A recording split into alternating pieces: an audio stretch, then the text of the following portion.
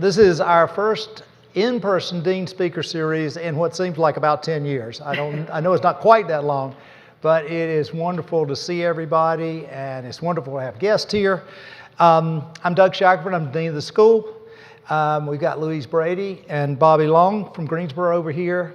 Let me just give you a little bit of background. This is all made possible by the Archie K. Davis Endowment. The purpose of the series is to bring together outstanding leaders from business, from government, from academia to talk about current issues.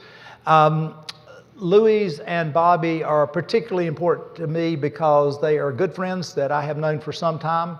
They're North Carolinians. They care very deeply about this state. They care deeply about the business in this state, the university, particularly the Triad. I think they really embody the things that we spend a lot of time at this business school talking about. And so it's particularly meaningful to me to have such wonderful people here. You're going to find out they're great business people, but I think they go far beyond that. I think they're just great business leaders, and they're great community leaders. So with that, I'm just going to throw it open to them. And what I'd really like to do is just start. Louise, I'll start with you. Just sort of give me a little sketch of how do you get to here? Where did it start, and how did you come here? Maybe we should back up and talk about how our partnership started. All right. Will that work? Yeah. I don't want to steal your thunder though, because you you wanted to talk about it. I told you that you were going to do all the talking anyway. I was going to back you up. So I'm happy to do that. And you start, okay, and then I'll fill in. I'll start. Okay, so this is the one thing he said he wanted to do. So if you are at the bottom of your class, and you know somebody at the top of their class. Are you talking about the bottom of the class? You were the top of the class, I was the bottom of the class. But anyway, so Louise and her husband Jim had come up with this idea on the Future Fund, which was part of our community foundation, and that was to get young people involved in building an endowment. And Doug can tell you all day, raising money for endowment is really hard. And so I was like, well, they will get maybe 20 people doing this. And so then I was talking with Louise and Jim. I said, so how many people do you have? And they said 330. And I was like, what? How in the world is that possible? So then I watched them and do things in the community that again and again I didn't think were possible. Meanwhile, I had some success through a zigzaggy route to getting there, but and had tried to do some things from an economic development standpoint, and did not, on my own report card, grading on the curve. I was like, this is back to a D minus. And so anyway, so I said, instead, I like starting businesses, so who would I choose to run that all day? And particularly since some of these issues with people can get stressful, and guys, no offense to you, but these girls that intuition thing is just it's not a fair advantage, but they've got it. And so working through the people issues, which is generally what causes the most stress, I mean, I was like, I want it to be a woman doing this, and then it was a no-brainer to get Louise, and I'll follow on to the story in just a minute. Well, where do I go from there? All right, so let me give you a little bit of my background, all of y'all are in business, or going to be in business, or have been in business. So my career was, I went to UNC, straight into banking, a banking training program, and did that for a decade. Then I was in the investment business, and Bobby and I had worked together a lot in the community, as he said. Not because he had a D minus on his community efforts. It's because he was always the A. He was the one that I would always go to, or we would always go to as a community to be our partner, because he was always very philanthropic and cared a lot.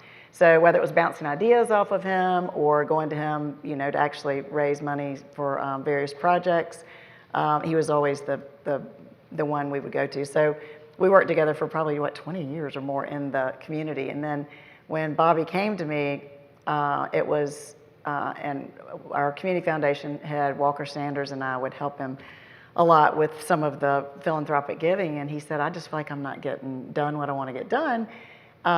Louise, what if we start a venture capital fund? And we just try to start companies and therefore grow jobs in our region versus giving money to nonprofits that it doesn't seem like it goes anywhere.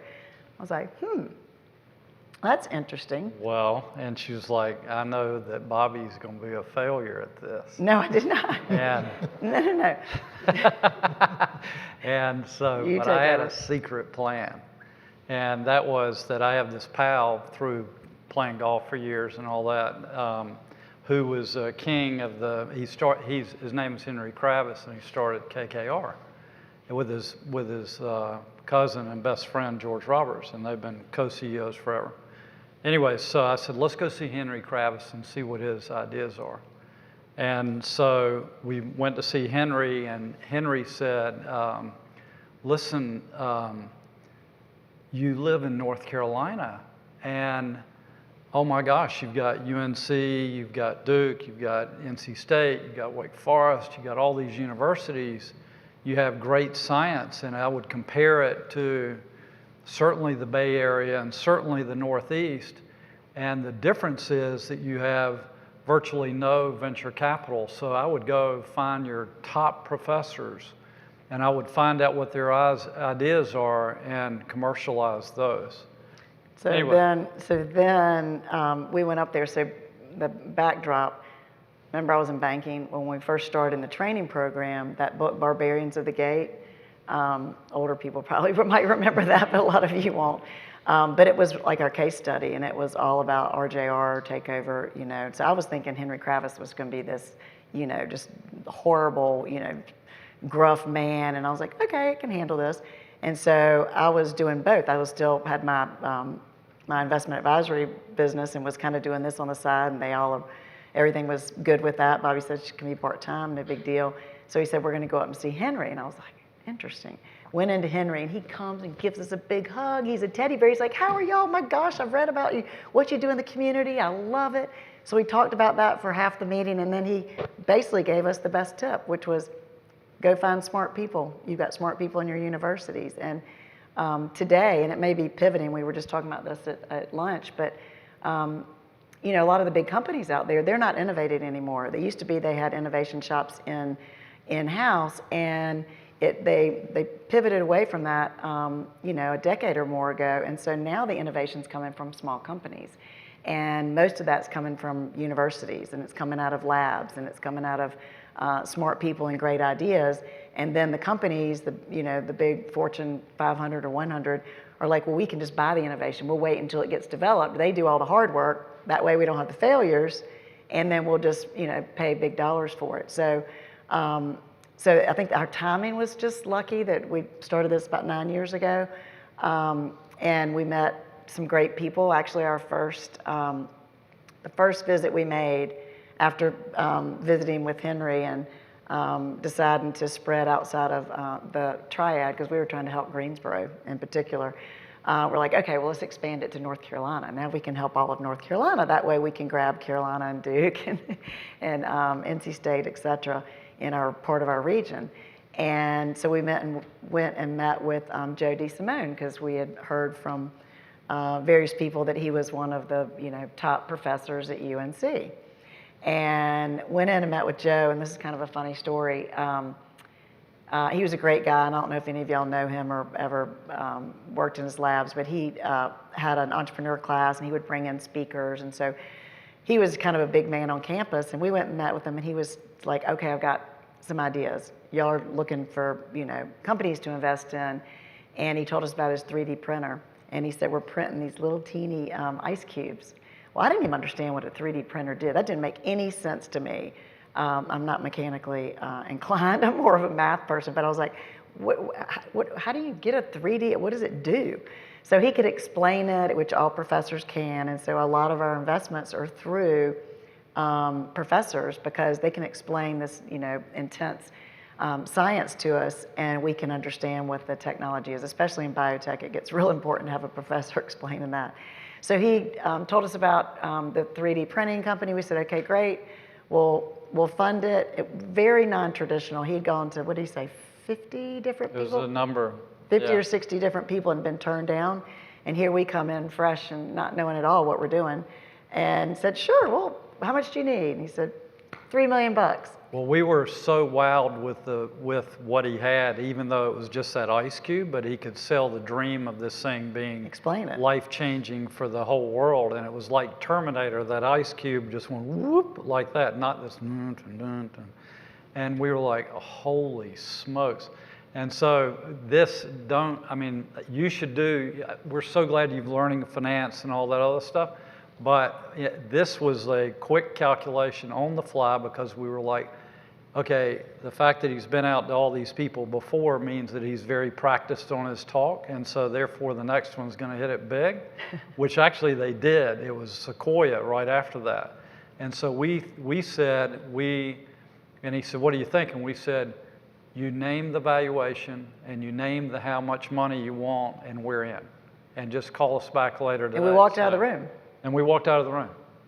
And he called us back in and talked to the other founders and said, okay, here's the valuation. We need $3 million. And then Bobby takes off and goes to Africa with some other couples. I was hiding. I was like, it was crazy. And I'm like in this new role, and I'm like, I'm like, okay, $3 million. So I'm calling him. He's on like a walkie-talkie thing out in the bush or something. And I'm like, I'm wiring. Carry with two hands. I'm wiring money today. I have no paperwork.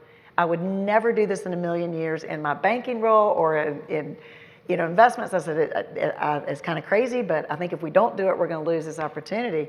And so he's like, hit it. So that's what a great partner is. And the reason why that was important is that we had a pivot the following week, because we were like, okay, let's go see Sequoia Capital. Steve Nelson was super helpful in all this. He's a big friend of UNC, to the UNC Business School and the whole bit. And he's the one that introduced us to Joe. So we said, okay, Steve, be the first CEO of the whole 9 yards. But then we go to Sequoia, and Sequoia comes in and they say, wow, this is pretty cool. And then they say, can we just meet with the founders for a minute? We walk out and they say, these guys are taking advantage of you because this valuation's way too low. And the valuation needs to be 3 times that. And we'll do it all. And luckily we had said, we don't care what the valuation is. We don't care how much money you need, we'll do it. The answer is yes. Now what's the question?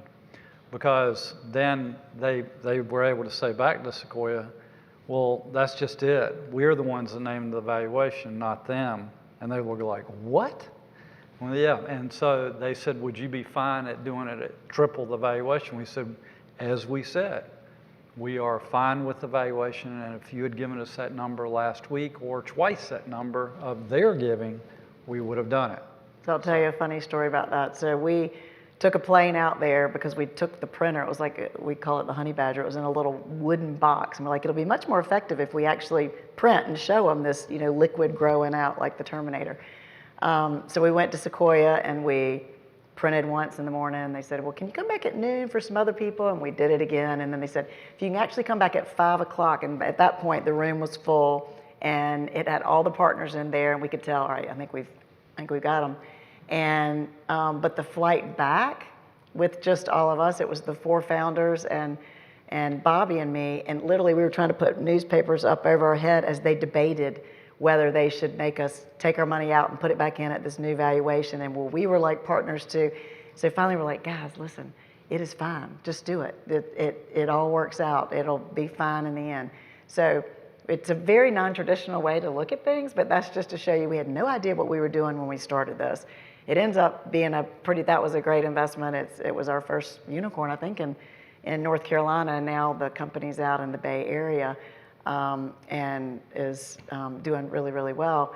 And we formed 2 other companies with Joe within that first few months. A chemotherapy delivery company for pancreatic cancer, and a battery company, and we call him Battery Bob because he lives and breathes it, and that's like our little baby project. I just learned out what an anode and a cathode is, basically. But I mean, I have been living and sleeping this battery. I mean, anyway, ask us another question. We Yeah. went on a tangent, which we can do. So I know the answer to this because I've asked you this before, and you sort of implied it through there, but sometimes I talk with people and they're investors, and sometimes they say we invest in people, sometimes they say we invest in ideas, we invest in certain industries, certain technologies. All those things you can certainly make a case for. What are you investing in? What are you looking for as the primary thing when you try to make an investment? So 100% the people. I mean, 100%. There are so many fantastic innovations and technologies that are sitting on the shelf in somebody's lab or somebody's office, but that can never come to fruition because the people can't explain it, can't sell it, can't see the future for it. And again, I'm going back to the people that can kind of explain what it is they're doing. Being able to relate to people and being able to bring them along your journey and not make them feel stupid or not make them feel extra smart or whatever. Just, those people skills are something you cannot teach. You can try to make them stronger, but that is the key, I think, to everything. Is in all of our investments, we're investing in people first because we're pretty hard-headed and we can usually make the technology, with the way we go about things, we can usually help the technology, and we're very active investors in our startup portfolio companies. And Bobby, to his credit, has always been like the nicest guy in the room. And luckily, he's built an amazing network, and that network has also been really helpful to us in being able to connect the companies that we're with. So we feel like if we find the right person or people with a decent technology, then and the desire to work hard and not give up, then we can help the company be successful. And our track record's pretty amazing for the number of investments we have. I mean, what is it? Jake told us of 30 investments, you'll have 15 of them that'll be mediocre, 10 of them will lose money, and 3 of them will be okay, and you'll have 2 that carry your whole portfolio. And we've been lucky that really all of ours are doing pretty well right now. So, but Bobby's connections are very helpful, and it's only because he's such a good guy. No, I don't know And about that. And you use them. You protect them, but Well, basically, when we have these, I'll say, so what did you think about that team? And she'll give me her deal, and then she says, what do you think? And I say, I agree, because I'm going with her gut. Her gut's better than mine. no, I said, So I'm going to throw the floor open for questions in a few minutes. So you guys have some questions. I want to talk about community. That's one of our core values. I know both of you have been deeply involved in the community. Why?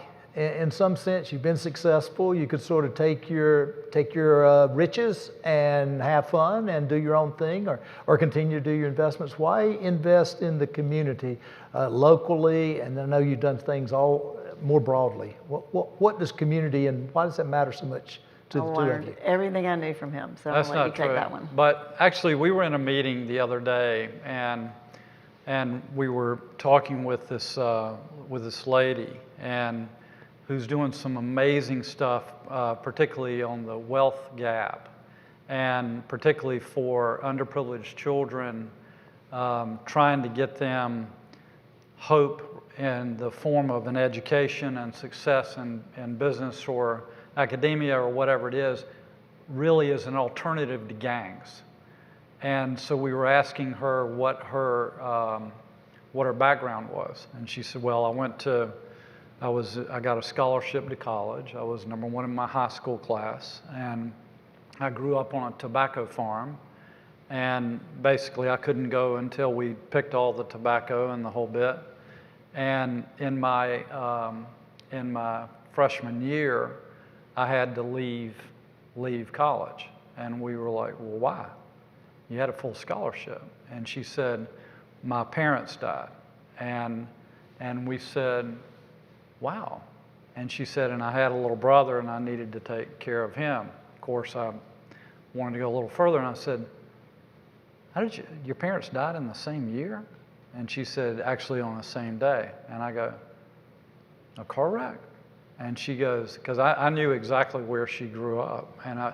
And she said, no, I was the victim of witnessing domestic violence, and my father killed my mother and then killed himself and tried to kill my brother. And anyway. Murder-suicide. So then I think, here's this person who has fought through all this, then her life gets in the way, and 15 years later, she's trying to give back with everything she has so that kids that come along like her have a different pathway. And then I'm thinking, are you kidding? I was born rounding third. And here this person, I mean, and so therefore, if you have success, we heard this from somebody a lot more famous than I, but that said, with success, do you grow or do you swell? And if you grow, you don't go behind fences and the whole bit and stack up riches and opulence and all that. You give back, and and you give back. You've been given this treasure, and you've learned a lot, and you have a responsibility to pay it back. And I think that's true in business too. I mean, obviously that's how we came together, because we worked together in the community for so long and had built that trust, but it's also the way we look at business. I mean, we kind of have this three-legged stool. It's do good for the community, help people, the founders of the companies, and maybe hopefully make a little bit of money and have fun along the way. So one of the tenets was, helping others. And I think that, again, it goes back to people being the most important part, because if we buy into your plight or buy into your technology, that's going to be what really propels us into working our darndest for you and using our contacts and using our grit and will and everything else. So it's I think it's a great backdrop, and it's just a real easy way to look at the world. And coming from my background, it was kind of interesting because I'd been in banking, which is pretty straight and narrow, and then the investment business where you've got to be buttoned up on everything. And then Bobby's like, well, this is money I would have given away to the community anyway, so let's just take some wild bets. And I'm going, okay, let me change my mindset to being able to lose this money because it's for a good cause. So a perfect example, we invested in an Alzheimer's company that technology is actually out of UNC as well, but the founder's now out at Stanford and is head of neurology out there. And so we put money in there with not a whole lot of diligence because we didn't understand half of it at the time. And we've come a lot further over the years, but we were like, this is worth investing in because, gosh, if somebody can come up with a cure for Alzheimer's, then, I'd say check, that was a successful venture. I'm glad we had our partnership, but just that one thing if we could solve. So we're trying to solve. And part of that community is that most of our investments are heading toward things that can help people. And so if you took these diseases that have impacted all of our families, Alzheimer's particularly for mine, the way that happened was, and back to the people thing, so we're interviewing this guy that's for a software gig in one of our Bay Area deals, and so I said, well, tell me about your family. And he said, well, my brother's a genius. And unfortunately, I do hear that from everybody. And so I'm going, yeah. And he goes, no, he really is. And I go, okay. And he goes, well, he's cured Alzheimer's. Well, unfortunately, I do know a lot about Alzheimer's. I lost both of my parents from Alzheimer's. And so I was like, I almost said, have you heard the one about the three bears, And so then he says, no, he really has. And I said, okay, well, does your brother live near here? Yeah, he lives about 5 minutes from here. Does he have an office? Yeah. He's over at Stanford. He's head of neurology. Actually, you got a Southern accent. He used to be at UNC. And we're like, okay, can you get a meeting with him? So we go over and talk to him, and he says, and so the first question we asked was, how did you get interested in this? And he said, because I have a sister with a brain disorder. My mom was a nurse, and I, as a child, would go to the doctor's appointments with her and my sister. And I always got better after seeing the doctor, and my sister didn't. And I asked my mom, and my mom said, brain diseases don't generally improve. And I decided right then and there I was going to change that. So we were like, we don't have a clue what you're doing, but we're in because that people thing. Louise, I got a question for you. Sure. COVID has been bad for many reasons. But one of the real tolls it's taken on the business community is we have seen so many women pulled out of the labor force. As a woman, can you tell me about how you handle these sort of issues? You've gone through, been very successful. I know you're a mother, all those sorts of things. How do you think about these kind of things that has, under this particular pandemic, has been particularly difficult on our women business leaders? Well, back in the day, I think nowadays women are working and they're showing up, and it's amazing, and it's so exciting to see. But back in the 80s, when I was starting in business, when we decided to start having children, I was like, okay, I'm going to craft my schedule so I can still be a mom. And we just, hard back then. I think, God, especially, that's one of the actually, that's a positive of COVID. I think that women will be able to, and men that want to stay home will be able to work remote and still get their job done, as evidenced by Julia Diamond, one of our partners up at Allen & Company, a bank up in New York, and she's like amazing. She just had her 4th child, and she's in Zoom meetings like the next week. I'm like, how are you doing that? Because she could do it from home. But so I always took Fridays off, and so for 10 years at the bank, I took Fridays off and would try to work the kids' schedule, drop them off at 8, and pick them up at 3:30, and I could get most everything done. And the bank got a good deal; they paid me 20% less. I got Fridays to play with the kids, so I kind of always managed it. And then when I moved over to into the investment world, I basically worked for myself, so I could, work as hard as I wanted to or not, and just to make sure I could take care of the client. So I kind of always, and then when we started, Bobby's like this, don't worry, it's not full-time, it's, part-time, because he kind of knew I was a little bit flexible. And he's a fabulous partner because he gets it still to this day. If, Killian or McKibben or Matheson calls, I'm like, okay, hold on, let me pop out. So I think it's important that we find the balance.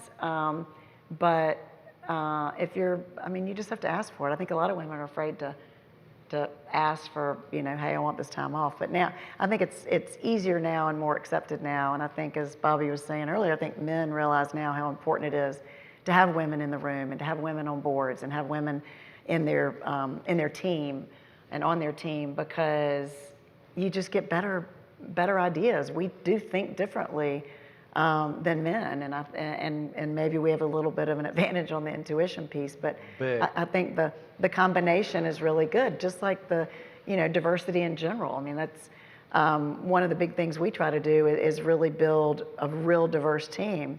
And really, if you think about it, most of our companies, there is a partnership. It's usually not just one person. There's usually a partnership between different areas, and people came together to collaborate.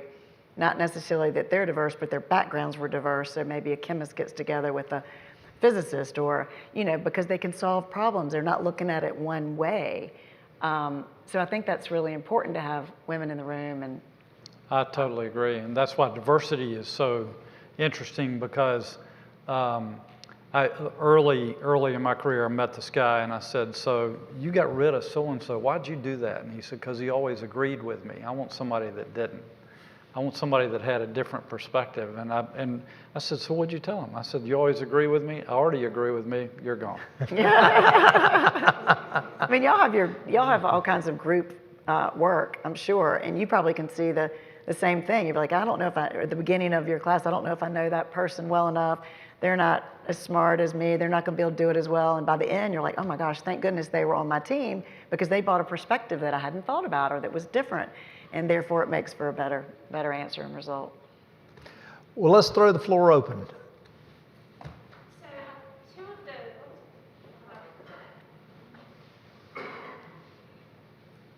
So two of the anecdotes you mentioned about your business, the companies that you are working with, whether this was intentional or not, the marker of success almost sounded like they're now out in the Bay Area.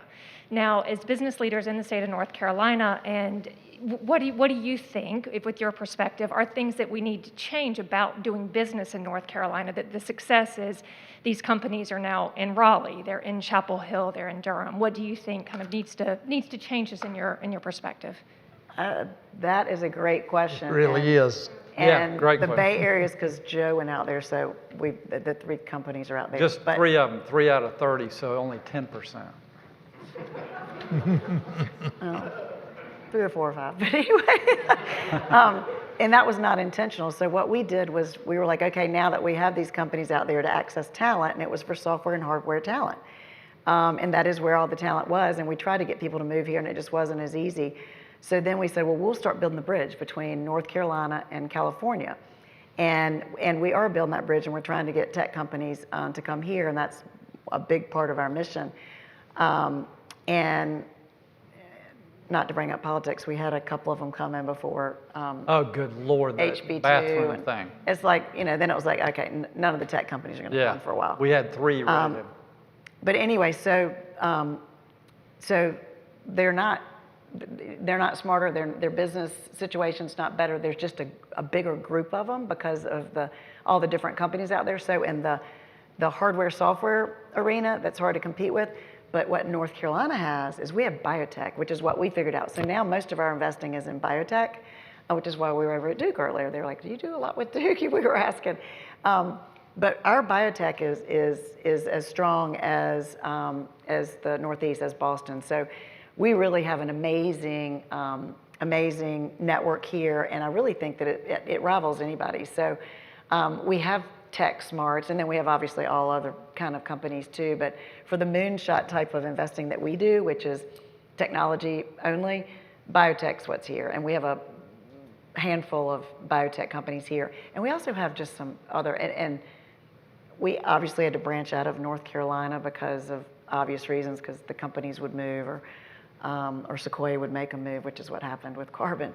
But we are still avid supporters of North Carolina and think that there's no better place to live. As evidenced during COVID, people are starting to flock here. And I think we're just getting ready to take off. So I don't know that we need to change anything other than getting more people here, because it's all about the talent. It's access to talent.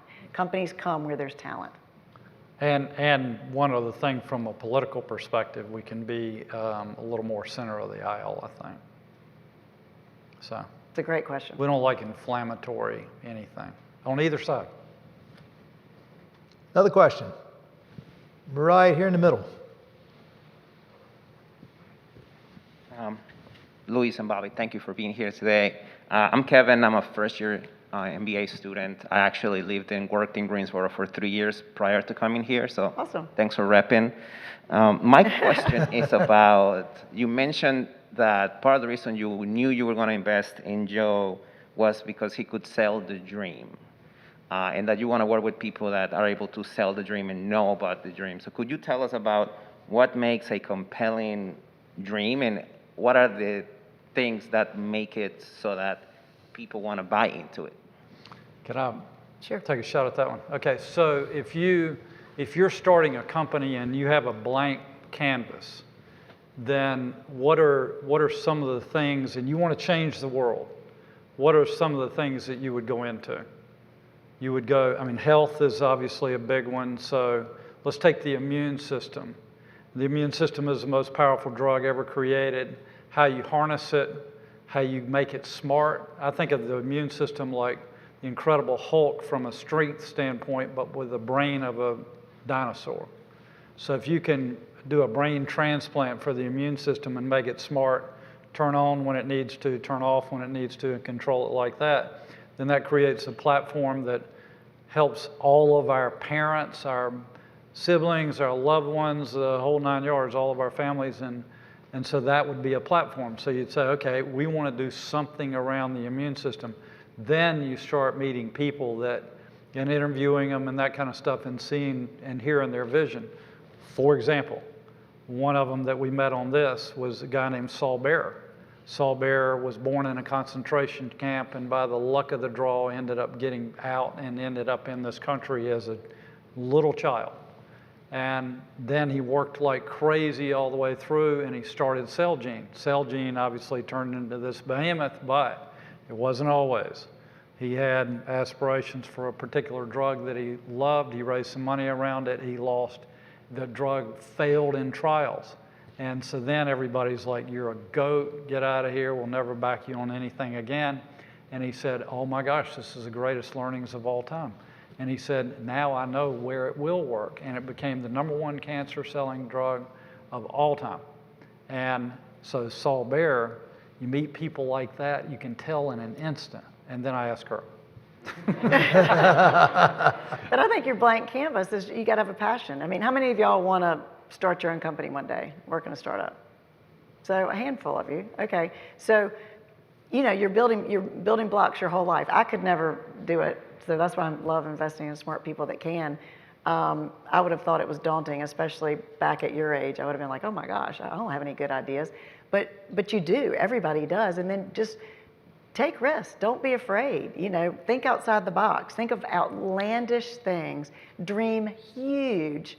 And that's why even if you dream huge to the stratosphere, then maybe you get to the moon, you know, and that's fabulous. So I think you just have to start putting things on paper and figuring out what it is you want to do. And then if you're passionate about it, you'll be able to sell it to anybody. And then you just don't give up. And that's one thing. And this is true in life in general, even if you're not going into the venture capital world, is, I mean, you've just got to have perseverance and you just have grit. I mean, that is a life lesson that everybody should have, is don't give up. Just because you get turned down by, you know, this company for this job or this one for that, or don't get invited into, you know, this club for academics such and such. Don't worry about that, because keep going after it, because those failures are what create you as a person, and you'll be stronger for it. And so just stick with it. That's every failure leads to a success, and hopefully y'all will have a lot of failures, because then you'll have even more success. Blessings come in the strangest packages. Just always remember that, and repackage them into positives. I used to have a sign on my office that said, "Dear Lord, I know I'm going to get hit in the face with a brick today. Let's make it early." Next question. Yeah, way back in the far corner there. Even further back. Way back, yeah. All right, thank you very much. My name is Dotson. I'm a first-year MBA here. I'm from Nigeria. Thank you to Bobby and Louise. But you have talked about how people are a critical part of your success. You know, how people are who you relate with to be able to make the best choices. And I just want to know, what are the qualities or factors that you look out for in people you partner with? Are there particular traits, or do you just look out for smart people? Because I know you mentioned a lot of times about, you know, working with smart people, you know. So what are the other qualities that you look out for in people you partner with? Thank you. That's great. We ought to go back. I think smarts come easy. I think everybody's smart in their own way. Why don't we just I'd say integrity. What would you say? Well, here's something that can't be faked. When you meet somebody, that's why it's important to be back face to face and all that stuff, and you don't have to do it full time, but it's important to get in front of people, and particularly in our companies when we're going through a lot of pivots. And because somebody told me a long time ago that the majority of communication is unspoken, so you feel somebody's body language and the whole bit. One thing that's recognizable from that is you can tell whether somebody likes somebody else, genuinely likes someone, etc. One thing I watch for example, is, does a guy shake your hand this way, or does he shake your hand this way? If he shakes your hand this way, he's more open to you. This way, I'm listening to you to form my response. That's what I think. And so I look for are they people that are going to give you the benefit of the doubt? A friend of mine told me, he says, always give the benefit of the doubt, because while you'll be occasionally deceived, it's so preferable to living in constant suspicion. So look for that kind of thing too. Sorry. So now I'd say those are good points. Now everybody's going to start messing up their handshakes. But I would say integrity, enthusiasm. I mean, we're both very Pollyanna. If you talk to anybody else that knows us, they'd be like, oh, the glass is always half full for them. But that way you don't get knocked down. You just get right back up and do it again. So I think just that stick-to-itiveness, staying positive, and just being likable. And then having a passion and a dream. Next question. Right here in the middle.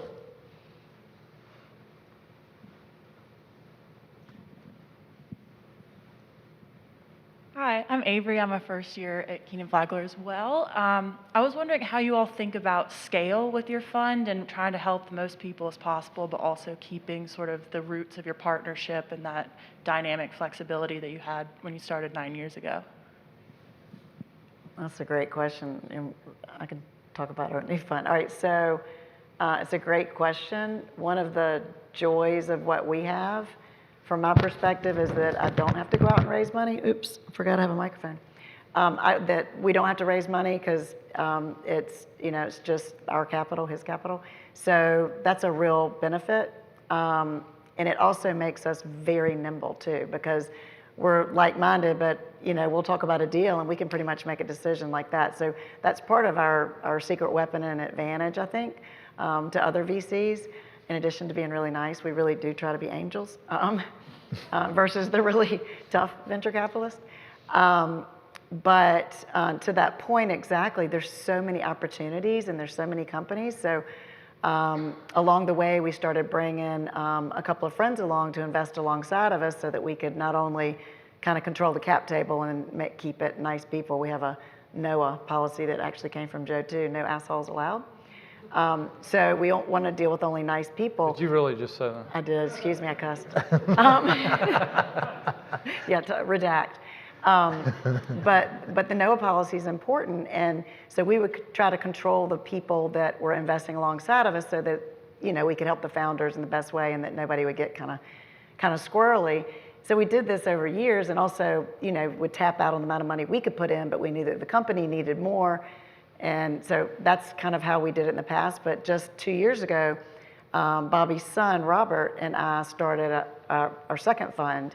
And we have outside investors for that, and so that is a way. And hopefully, we'll have fund 3, 4, 5, and continue on. But so what Bobby and I do is more seeding the companies, starting the companies. But our new fund is really taking those seeded companies, more of the Series A, B rounds, where there's not quite so much risk because we're playing with other people's money. And those investors were for Louise and Robert's fund were handpicked in terms of nice people.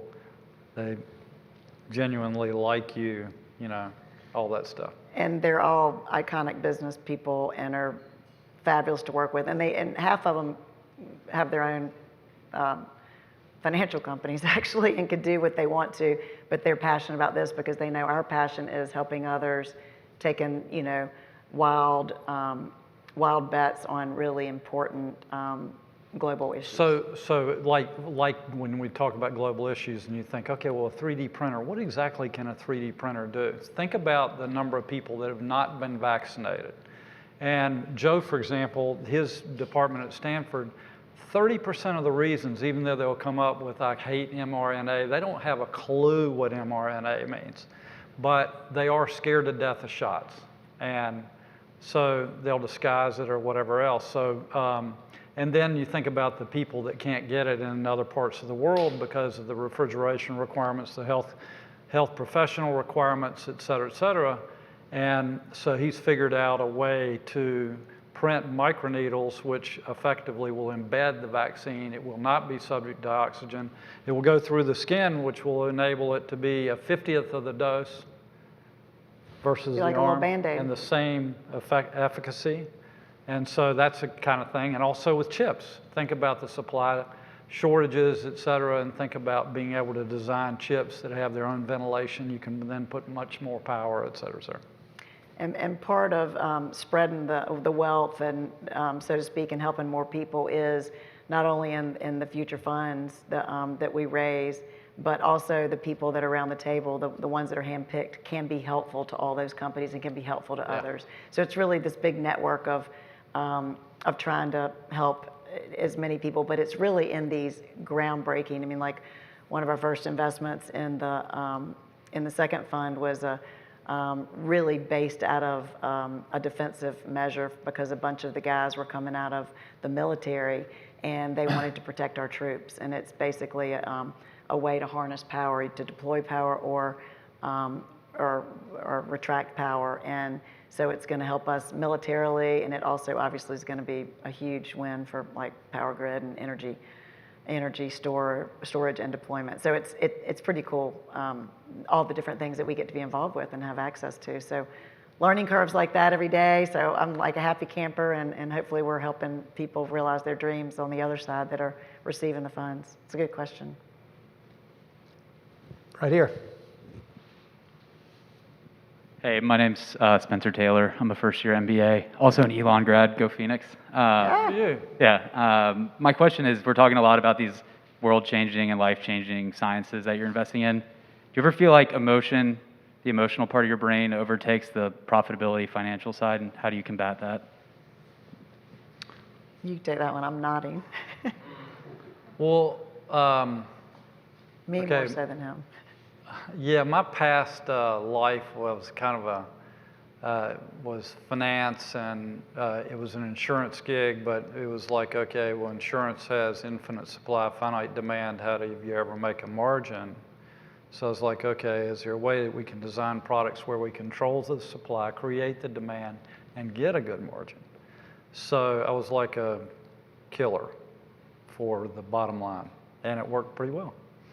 And so I still have the eye on that bottom line pretty big time, because that enables one to give back that much more. And we have a capitalist system, and so things have to have a business model. They can't just be dependent upon donations. And so we tried to make sure that business model works so that this thing that we're doing, which is for the common good, reaches its potential. And to add on to that, I would say that is probably the hardest thing to do in what we do, is know when to cut your losses, because you become best buddies with these people. You're cheering them along, and some of them we've been with for 8 and 9 years now. But finally saying, look, it's just not going to make it, or this isn't going to make it, or you're going to need to combine with this other company, or you're going to have to leave as the leader. I mean, those are the hard parts of the job, no doubt, and the more draining parts, quite actually. So, but it comes with any business. Can I tell a quick story on it? Sure. Okay. So this is where maybe emotion took over a little bit, but to your point, so we have this battery deal that started right here on campus, and it was one of the first things we heard about. And the idea was to create a safe battery, like you hear about lithium-ion, thermal runaway, fires, that kind of stuff. And so it was a technology that would cure that. And so we put a bunch of money into it, and we love the founders. I mean, one of these guys is the nicest person on the planet, and our goal for this thing is for him to get the Nobel Prize, which we think he will. But it was a Friday. I called Louise and I said, hey, what's going on, anything from this company? And she goes, no. And I'm like, Monday I call her back and I say, okay, is there anything going on with this company? Yeah. And I said, what? She said, well, I heard about it on Friday, but our safe battery blew up. And I was like, blew up? Yeah, like a bomb. And I was like, oh, brother. So, but we had developed. Why didn't I tell you? Yeah, she said because you were busy on something else. But the anyway, golf tournament that he's in charge of. but PGA Tour. But these people, this guy, this founder is so honest. You could shoot craps with him over the phone, and so I mean, think about that. But I wouldn't with you. So anyway, he said, I feel so terribly about this, but we've had another discovery in our department. And this is on something called a solid state battery, which will enable the next generation energy. It will get us to 500 miles. It will not be, it's completely safe in the whole 9 yards. And he could have done that with any number of people at a much different valuation and the whole bit. But because of our camaraderie and the whole bit, he said, I'm throwing that into the mix. So he put that IP into our existing Yeah. company, which the company was defunct Yeah. until that came in. Yeah. So, and that's just good people. Yeah, kindness. But Kindness regardless of circumstance. and emotions are not bad. You just, I mean, I think it's Yeah, it's a positive, but you got to have that business. The bottom line too. It's a combination. yep. In the middle here.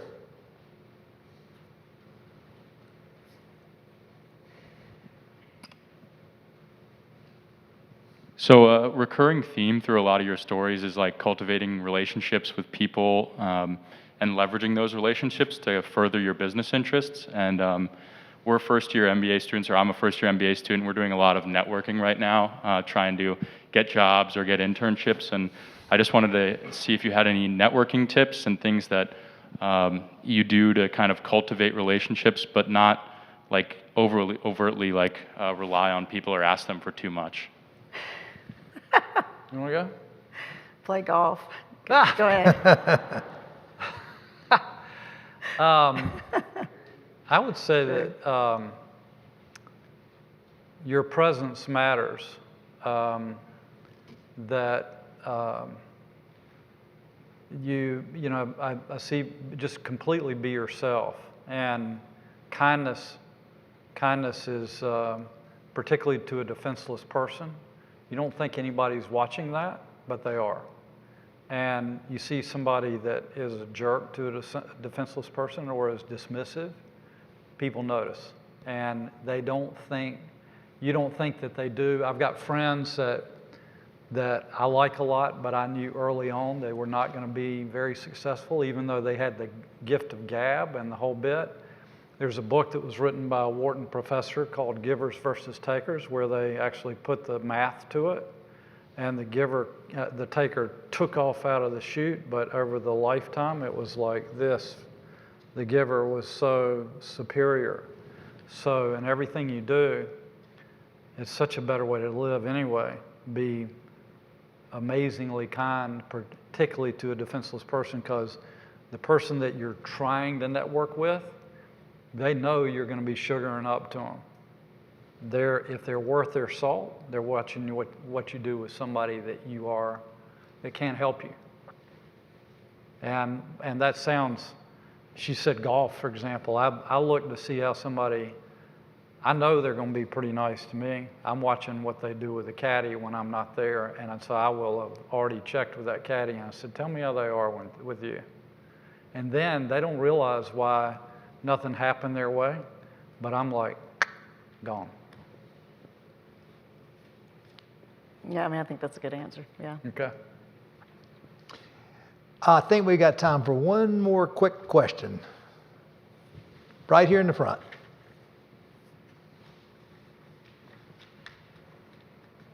And hi, Bobby, Louise, and Dean Shackelford. I'm Allie Zimmerman, and I'm a first-year MBA student. And one reason why I picked to come here was because of the Sustainable Enterprises focus area, and especially with the Center for Sustainable Enterprises here. And you're seeing a lot of like companies coming out now, like focusing on sustainable and social enterprises. So what portion of like the funds that you deploy do you focus on those initiatives, or do you think that that's the way that the businesses are starting to go now? And is that an impact in the future? You want to go? Sure. We do not have any type of focus. We should, I think, in everything we do, we're thinking about that. I mean, what's good for the environment, what's good for social equity. I think we do a lot of the social equity piece in our nonprofit work, not necessarily through the fund, but if the fund's successful, then we have more to deploy in that area. But I think probably our biggest effort would be our battery company, because there's nothing better, I think, right now than or bigger topic than energy. and you're hearing about all these cars blowing up. And how many of y'all have heard of QuantumScape, the stock? Well, I could say it here, but I might get in trouble. So our company is a really strong solid-state battery, which is what they're trying to do as well. And they've had some mishaps along the way. When we get it right, and there may be multiple companies that get it right, that's going to change the face of energy for the world.